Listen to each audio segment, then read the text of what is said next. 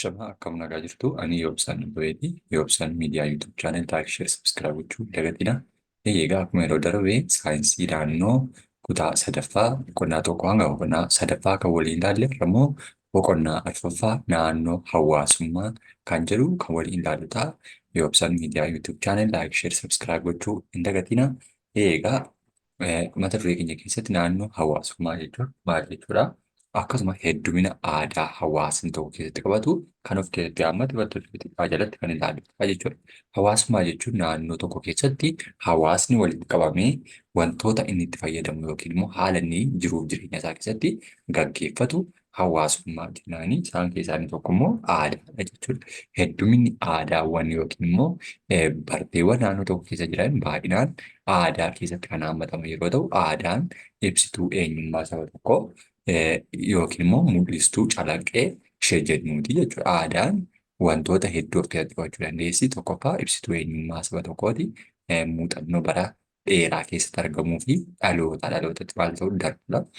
Aadaan walitti qabama muuxannoo baroota dheeraati jechuudha. Hawaasni naannoo adda addaa keessa waan jiraatuuf immoo muuxannoon qabu hundi tokko ta'uu hin danda'u. Kanaaf immoo jireenya namoota garaagarummaa akka qabaatu taasisa jechuudha. Garaagarummaan kun immoo heddumina aadaa kan jiraatu taasisa jechuudha. Heddumini aadaa waliin jiraatu kun immoo naannoo hawaasummaa tokko hundeessuu yookiin bu'uuressuu keessatti gahee guddaa qabaata jechuudha. Akkasuma hawaasa keessatti aadaan haala adda addaatiin ibsama. Ibsitoonni aadaa hawaasaa kunis immoo aadaa uffannaa. Fakkeenyaaf naannoo hawaasa Oromoo keessatti aadaan uffannaa naannoo Wallaggaa, naannoo Harargee, naannoo Walloo, naannoo Arsii, naannoo Shawaa giddu galeessa jiranii akkasuma naannolee godinoota adda addaa keessatti godinaan adda addaadha jechuudha. Akkasuma godina keessatti illee godina Wallagga Bahaa yookaan Wallagga Bahaa keessatti Wallagga Bahaa, Wallagga Lixaa, Horroo Guduruu kanneen jedhaman keessatti illee aadaan uffannaa bakka inni itti adda addummaa qabaatu ni qabaata jechuudha. Inni sun walitti dhufeenya hawaasni walirraa fageenyaan aadaa mataasaa yookiin immoo hawaasummaa jiraatu keessatti bu'uureffate jechuudha. Akkasuma aadaa nyaataa. Nyaata naannoo Wallaggaa keessatti ancootee. Ancooteen naannoo sanatti beekamaadha. Naannoo biraatti immoo ancooteen hin jiraatu. Naannoo biraatti immoo yookiin buna qalaadhaa yookiin caccabsaadhaa yookiin cuuqqoodha jechuudha. Adda adda jechuudha. Aadaa araaraa haala ittiin araarri bu'u. Haala ittiin gumaan deeffatamu yookiin gumaan baafamu. Inni sun godinoota yookiin naannolee keessatti adda addummaa hawaasa keessatti jiraatudha jechuudha. Aadaa waaqeffannaa.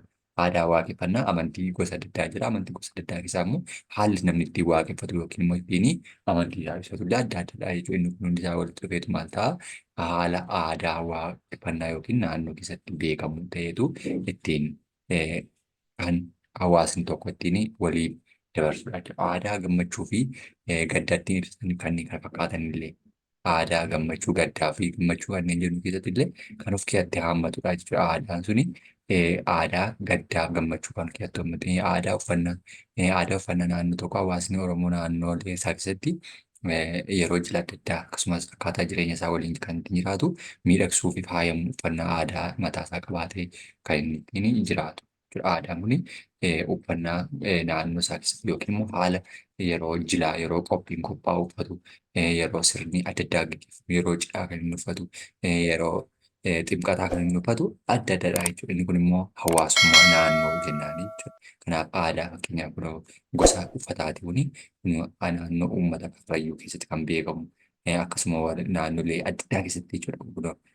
Uffata naannoo aadaa Wallaggaa keessatti dhiironni shamarranii Arsii Walloo kan isaan uffatan Harargee kan isaan uffatan hunda isaallee kan of keessatti hammatu. Inni kun aadaa jennaan jechuudha. Akkasuma kun faayawwan callee marata mataatti dubarri maratanii mormatti isaan godhatanii jiranii. Akkasuma gosa adda addaatiin harkatti illee kan isheen qabattee jirtu jechuudha. Warreen kun hundi isaanii uffannaa aadaa yookiin immoo faaya naannolee godinoota keessatti argamanii jechuudha. Aadaa nyaataatti gaafa darbinus aadaa nyaata hawaasatti ibsatamu keessaa inni biroon nyaatadha.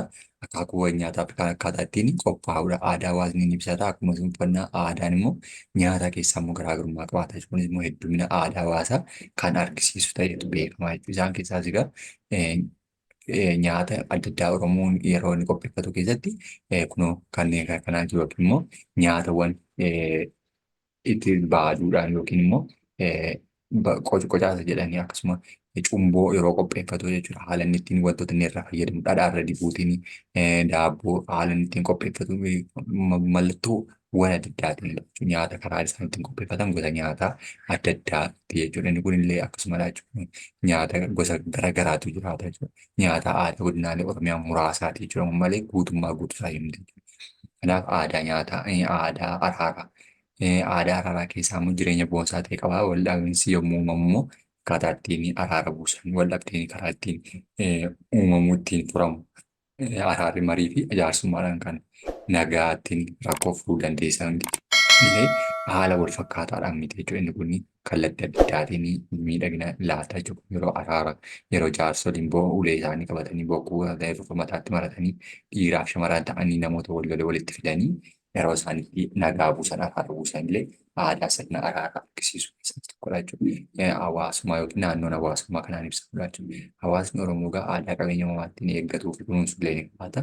Qabeenya uumamaa kanneen jennu uumamaan kan jiraatanii fi kan nam-tolcheedhaan uume illee kan inni ittiin kunuunfatu muka qajeelaa guddachaa jiru muruun dhorkaadhaa muka gaaddisa ta'u tajaajilu muruun dhorkaadhaa muka akka mallattootti tajaajilu muruun dhorkaadhaa dheetu seera baasee seera mukaallee ni qabaata jechuudha. Sababni isaa immoo yoo mukeen jiraatan kan dhalli namaa haala gaarii qilleensa gaarii kan inni argachuu danda'u jechuudha. Kanaaf haalota kana keessatti illee ni barsiisa yookiin seera mataa isaa tumee qabaata jechuudha. Isaan kana keessaa biraanii sochiilee dinagdee godina keenya keessatti argamanidha. Sochiin dinagdee adeemsa sochii oomishuu, raabsuu, tajaajila kennuu fa'aa keessatti hammata. Kana jechuun immoo dinagdeen tokko jalqaba maal ta'a inni oomishamaa yookiin qotee bulaan ni qota. Qotee oomishee gara maalitti darba irraa raabsa. Raabsuurraa immoo gara tajaajila kennuutti deebi'a jechuudha. Kaan gara nyaataatti, kaan immoo gara warshaa adda addaatti haaromfamuu yookiin immoo fooyyeffamanii gara ammayyaawaa ta'anitti jijjiiramuutiin kan isaan hawaasa bira gahan inni kun sochiilee dinagdee godina keenyaa jedhamanii kan beekamanidha jechuudha.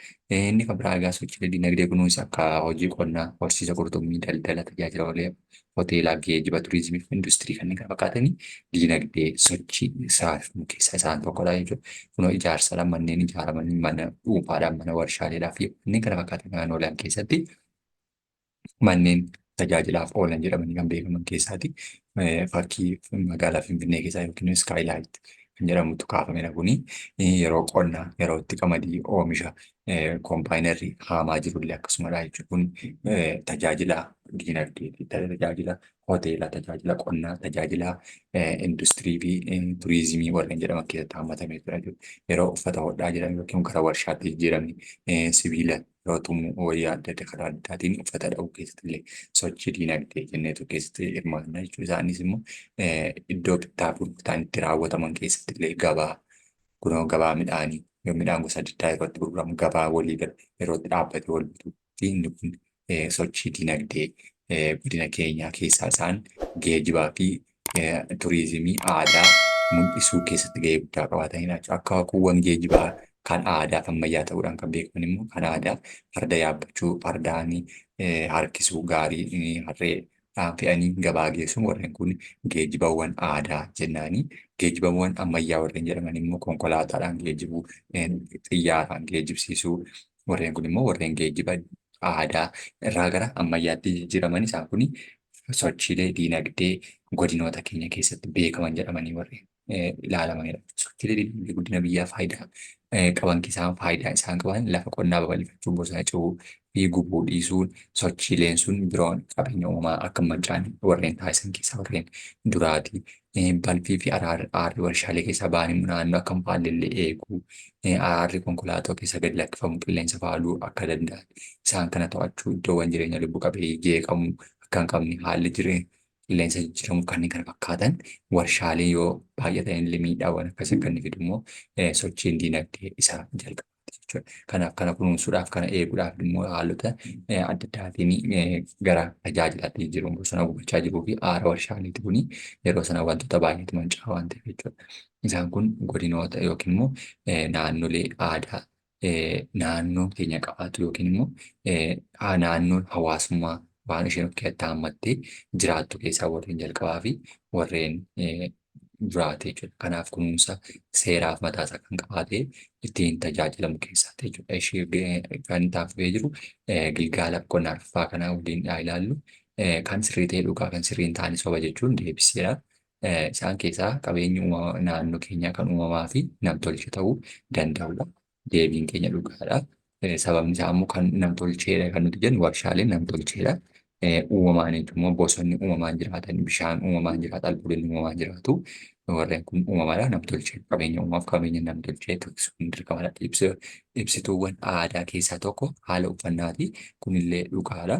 Deebiin isaa dhugaadha. Sababni isaa immoo aadaa, uffannaa aadaa, nyaata aadaa, araara ittiin buusan jennee ilaalle ture waan ta'eef uffanni tokko sochii dinagdee keessaa inni tokko qonnadha. Dhugaadha. Kunillee qonni hundee dinagdeewwan waa hundaati.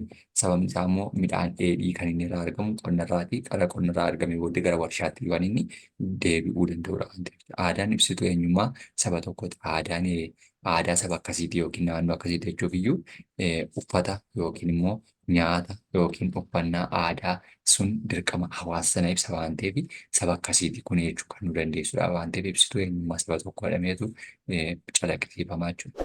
Inni kan biraanii aadaan hawaasa tokkoo haala uffannaatiin ibsamuu danda'aadha. Haala uffannaatiin ibsamuu danda'a dhugaadha. Sababni isaa immoo aadaa uffannaa naannoo akkasiiti kan nuti jennu uffannaa isaa ilaallee ture. Uffannaa aadaa warra Affaaridha yookiin Arsiiti yookiin immoo warra Shawaa yookiin immoo warra Arsii, warra Gujii, warra Baaleeti wanti nuti jennu aadaa uffannaa isaanii ilaalleetidha kan nuti adda baasuu dandeenyu. Kanaaf deebiin dhuga.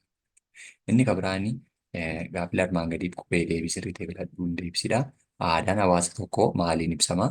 A. Uffannaa, nyaata, waaqeffannaa hundadha. Deebiin keenya hundaaniyyuu ni ibsama jechuudha. Sababni isaa immoo uffannaadhaan aadaan saba tokko ibsamuu danda'a. Uummanni kun maal fakkaataa kan jedhu uffata isaatiin irraa baruu dandeenya. Nyaata nyaatuun irraa baruu dandeenya. Waaqeffannaa amala inni itti waaqeffatu fakkeenyaaf yeroo irreechaa waaqeffannaa gosa irreechaa keessaa tokko yoo ta'u, irreecha keessatti galata kan inni galchu uummata Oromoo ta'uu isaatti ittiin beekuu dandeenya jechuudha. Kanaaf deebiin keenya sadan isaanii deebiidha. Sochiilee dinagdee keessatti bakki bittaa fi gurgurtaa itti raawwatamu maal jedhama? Daldala, qonna, gabaa, warshaadha. Deebiin keenya gabaadha jechuudha. Sababni isaa immoo bakka bittaa gurgurtaa bakka itti bitnee itti gurguru gabaa keessatti daldala jechuun waliigalisaa gosoota daldalaa bittaa fi gurgurtaa qofa ta'uu dhiisuu danda'a. Qonna bakka qotamudha. Warshaan bakka itti midhaan dheedhii gara warra zayitaa fi adda addaatti qophaa'udha. Gara paakiingi ta'ee gara hawaasaatti dhiyaatu waan ta'eef kanaaf bakki suni bakka gabaa jennaani jechuudha. Inni kan biraanii aadaa naannoo kunuunsuu kan ta'e kamidha? Aadaa naannoo kunuunsuu keessaa inni tokko daagaa ijaaruudha. Daagaa ijaaruun aadaa naannoo kunuunsuu keessatti daagaa ijaaruu jechuun akka lolaan haree biyyeen mancaasneef biqiloota hin jisneef ni gargaara. Dagalee qotuu yookiin dalga qotuu isa jedhudha. Dagalee qotuu yookiin dalga qotuu biqiltoota dhaabuu hunda deebiin keenya hundisaayyuu deebii ta'uu danda'a. Sababni isaa aadaa naannoo kunuunsuuti.